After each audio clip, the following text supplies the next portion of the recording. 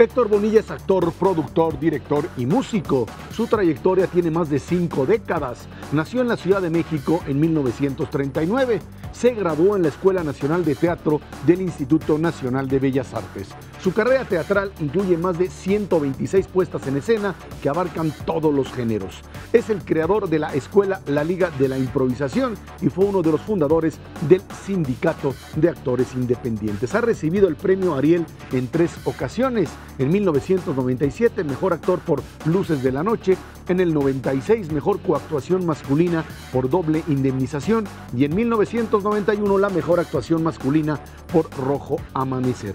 En el Chamizal Independent Film Festival ganó el premio a la mejor película mexicana en el 2002 por la dirección de Mónica y el Profesor, filme que recibió también el premio a la mejor película en el Festival de Cine de Miami en el año 2003.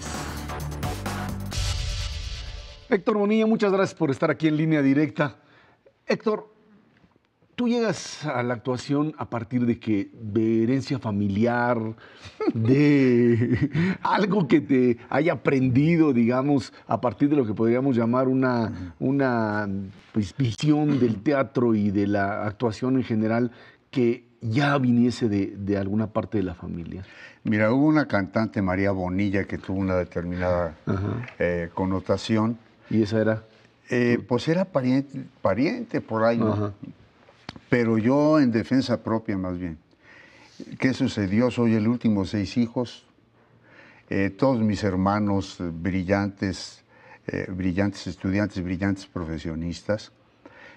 Y yo era muy bueno para toda el área de historia, literatura, pero química, física y matemáticas, ya sabrás. Y entonces, en tercer año de secundaria, en la escuela Albert Einstein, la 15, mi maestra de lengua y literatura españolas me subió a hacer un paso de Lope de Rueda al auditorio de la escuela.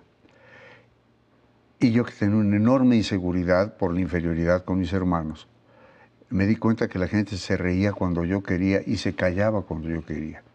Y dije, de aquí soy a los 15 años.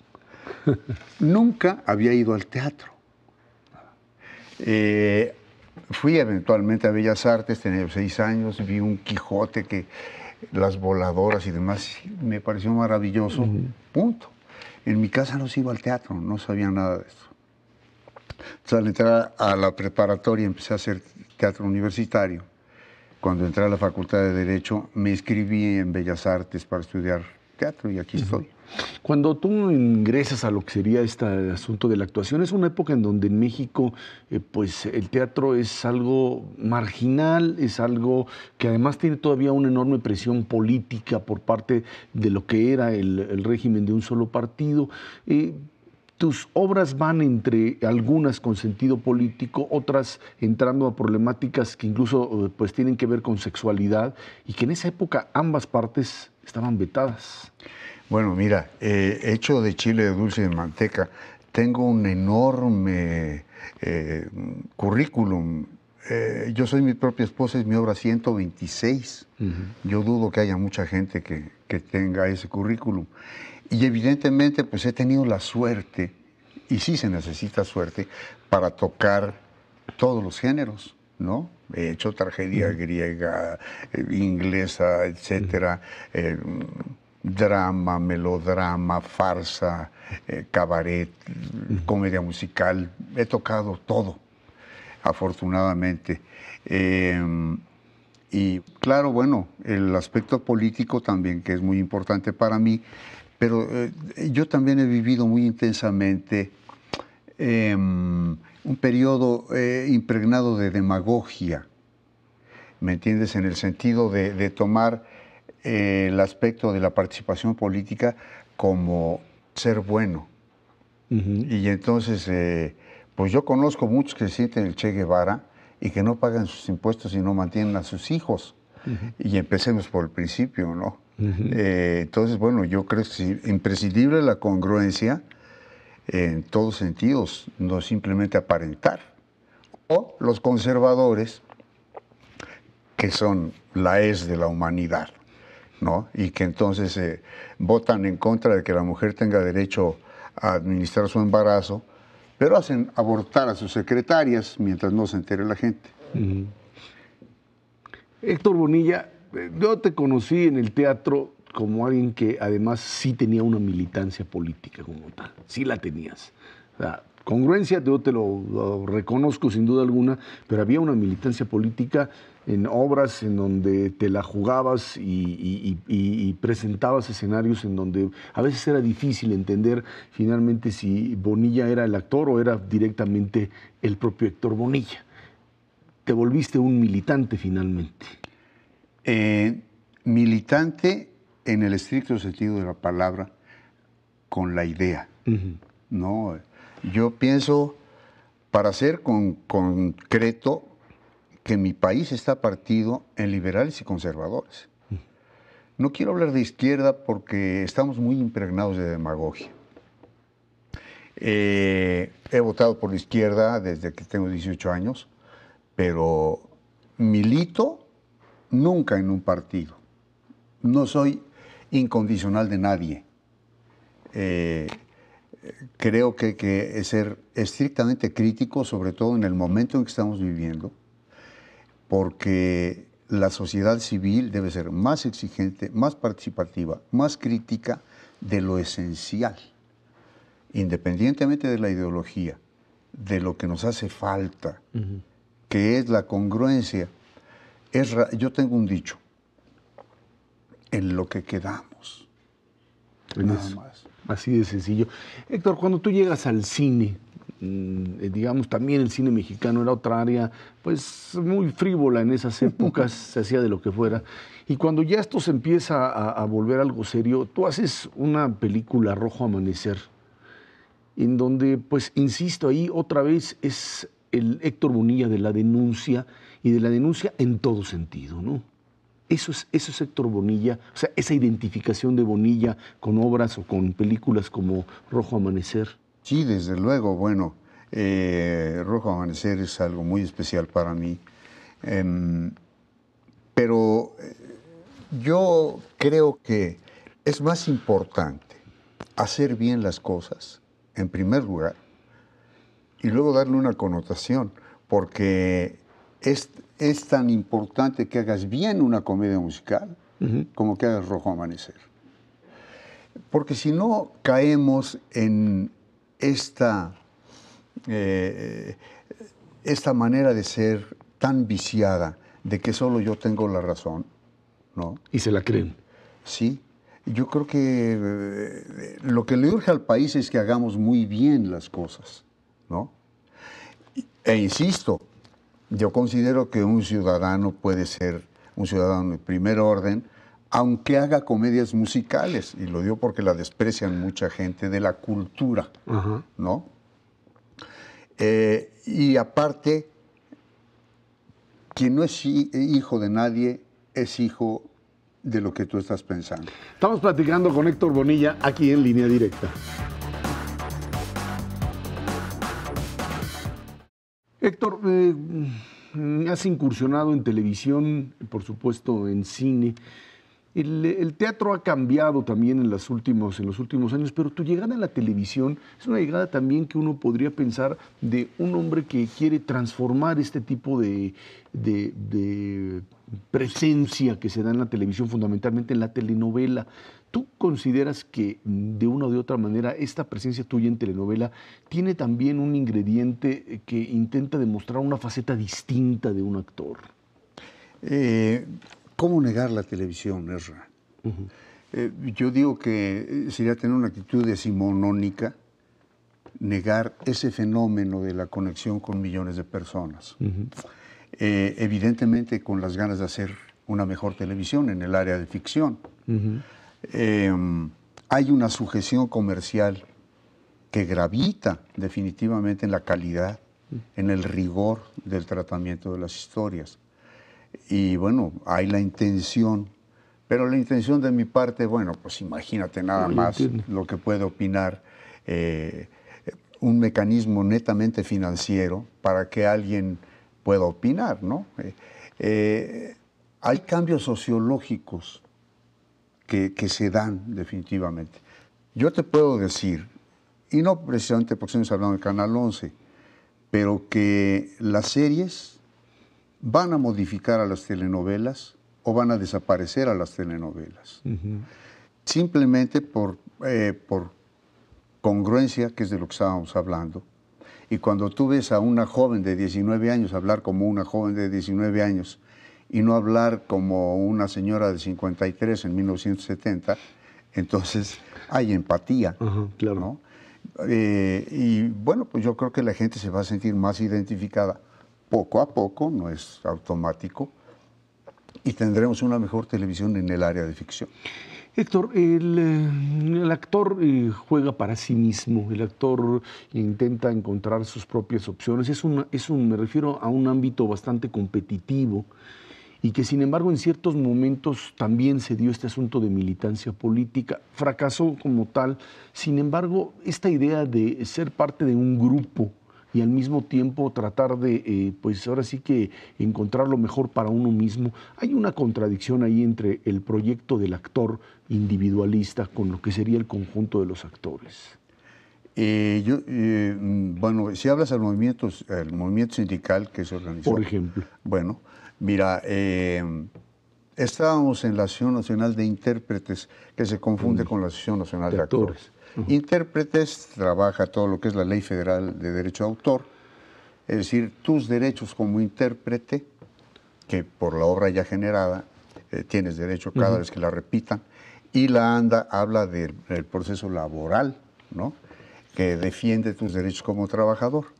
Estábamos en la ANDI, que evidentemente los actores son los intérpretes también, y nos dimos cuenta de la enorme cantidad de irregularidades, bueno, desde tráfico de droga, que para estar iniciando la moda, había en la ANDA, y se cuestionó este proceso, nos expulsaron en una asamblea amañada, se fundó el SAI. Sindicato de Actores Independientes. Que el chiste es que en lo que se lograba el registro fuera o Sociedad de Actores Independientes o Sindicato de Actores Independientes.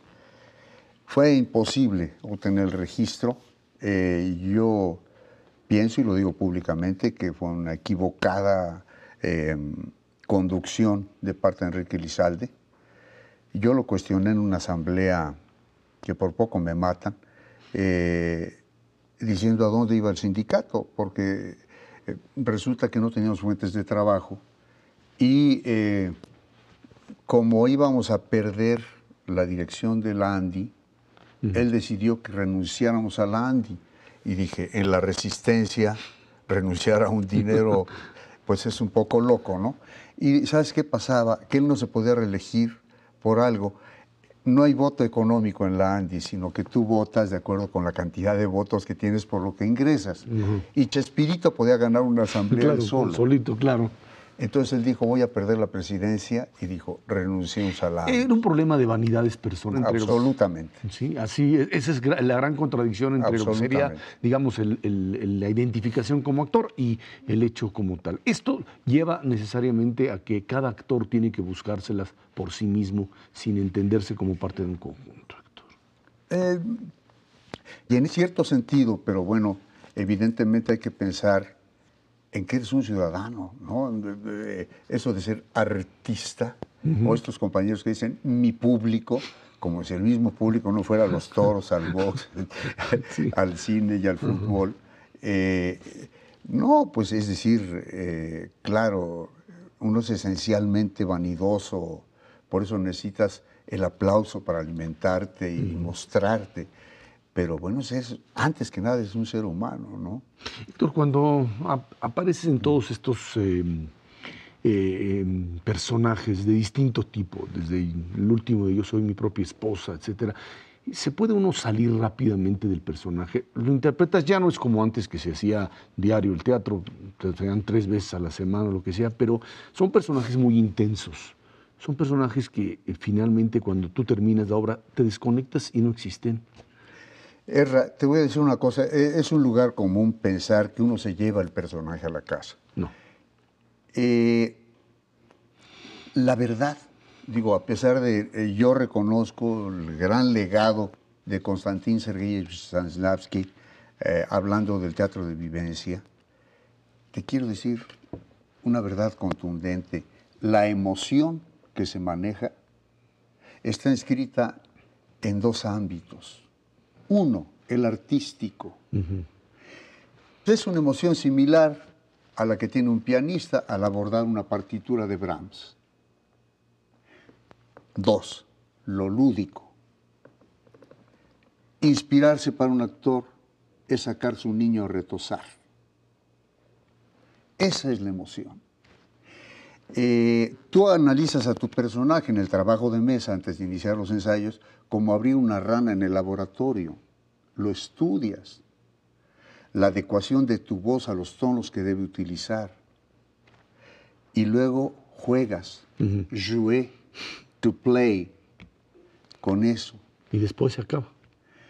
Y lo dejas allí en el camerino. Si no estás loco, te voy a poner un ejemplo. Hay otro aspecto que juega, que es la concentración.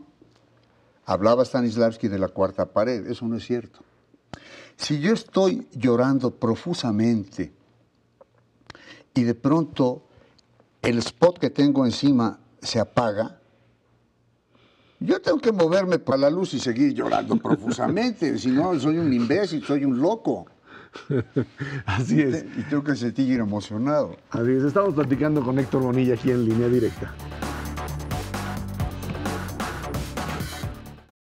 Héctor Bonilla, últimamente interpretas otra obra que pues también tiene que ver, ahora sí que con militancia de esa congruencia de la que tú hablabas, que se trata de Yo soy mi propia esposa. Algo que escoges a partir de una identificación, no sé si una identificación personal o a partir de la problemática propia de un personaje como el que ahí se plantea, en donde pues al hacer tantos personajes, de una o de otra manera, tú adquieres lo que sería este compromiso con cada uno de ellos, de definirlo como ser humano y a partir de lo que podríamos llamar las debilidades de cada uno. Erra, yo tengo la suerte de que me llamen. Yo no conocía la obra.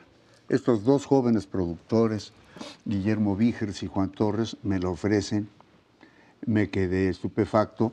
Resulta que a estas alturas del partido, que yo le decía a mi mujer, oye, fíjate que yo ahorita habría un espléndido Romeo, nada más que a ver quién me cree con mi cara de mapa, que tengo 16 años.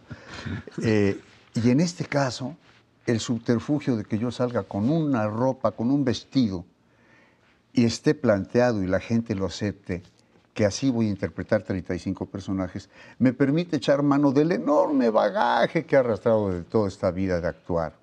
Y entonces, dependiendo de la inflexión de mi voz y de mi gestualidad, me crean que haga un niño de 16 años o esta vieja, hombre, mujer,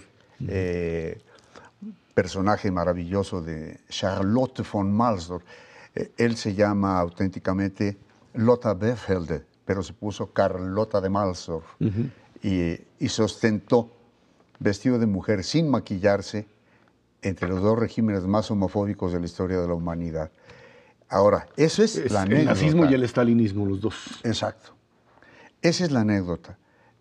Pero es un Pulitzer Doug Wright por el hecho de escribir esta mecánica tan compleja y ponerse a sí mismo como personaje, y él es el protagonista de la obra, porque él recibe todas las acciones dramáticas, es decir, él admira mucho a este personaje, tiene un closet, nace en Texas, ahí rodeado de todos los vaqueros, y no puede expresar su homosexualidad, y sabe de este tipo que se ostenta ahí vestido de mujer mostrando su museo, dices Dios, y va y lo graba, y lo entrevista, y se entera de que fue colaborador de la Stasi, de la Policía Secreta Comunista.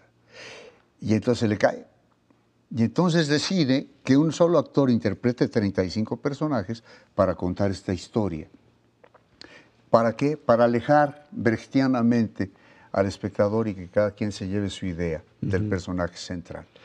Entonces, ese es el numerito en que me Ahora, metí. se trata además de una denuncia a la intolerancia y de algo que es cierto pasó en esa época, nazismo, el estalinismo, pero te habla de una figura que son figuras finalmente humanas, o sea, ni Exacto. todos buenos ni todos malos, y además quizá la parte más importante de cómo sobrevivir en situaciones límite, ¿no? Desde Y es luego. quizá lo que uno tiene que ver cuando uno ve este tipo de figuras en determinados regímenes autoritarios y uno supone que tiene que responder, ahora sí que llevar la congruencia hasta lo máximo, que a veces no se puede, Héctor.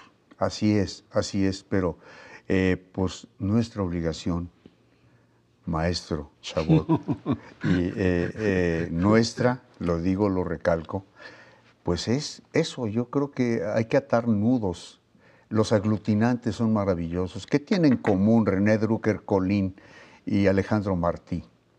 ¿No? Uno no tiene un peso para la investigación y al otro le mataron a su hijo de la forma más injusta. Y necesitamos protestar enérgicamente como sociedad civil, más allá de los partidos, y decir, seamos congruentes, rescatemos al país.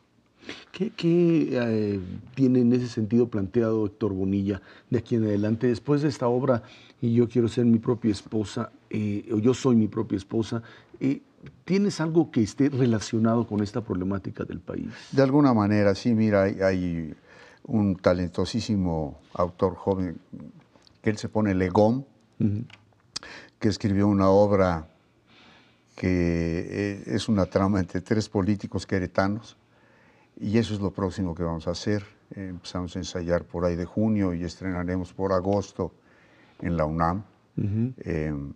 Se llama Civilización. Y bueno, es una crítica feroz a la descomposición política.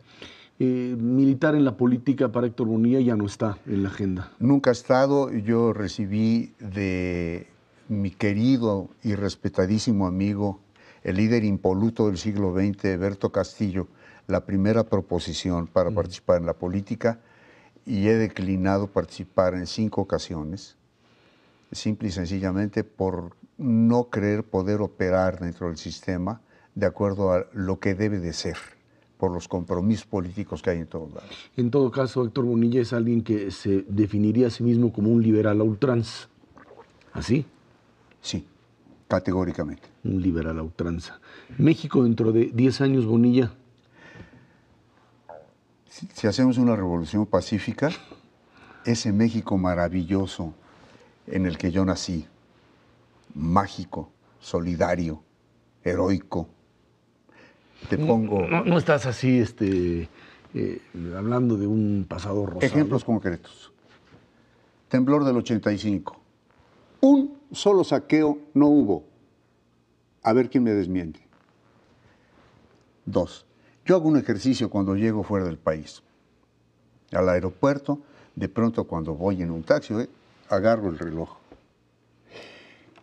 Y si hay una persona sola, no pasa nada. Si hay 2, nunca pasan 20 segundos sin que se rían.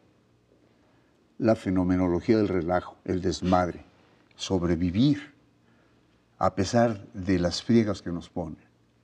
3. Yo llego a una fonda y hay una señora que me dice, más frijolitos, joven, y me regala los frijoles, y me da terapia y me dice, joven. Eso es suficiente. Ese es el país. Y yo creo que hay un capital. ¿Por qué cuando llega el que fotografía a los encuerados se rompen los récords? Hay una gran capacidad de participación, una enjundia natural. Necesitamos líderes, necesitamos verdad, necesitamos acabar con la corrupción. Héctor Bonilla, muchísimas gracias por estar aquí en Línea Directa. Ezra, gracias por tu hospitalidad. Fue Héctor Bonilla, aquí en Línea Directa.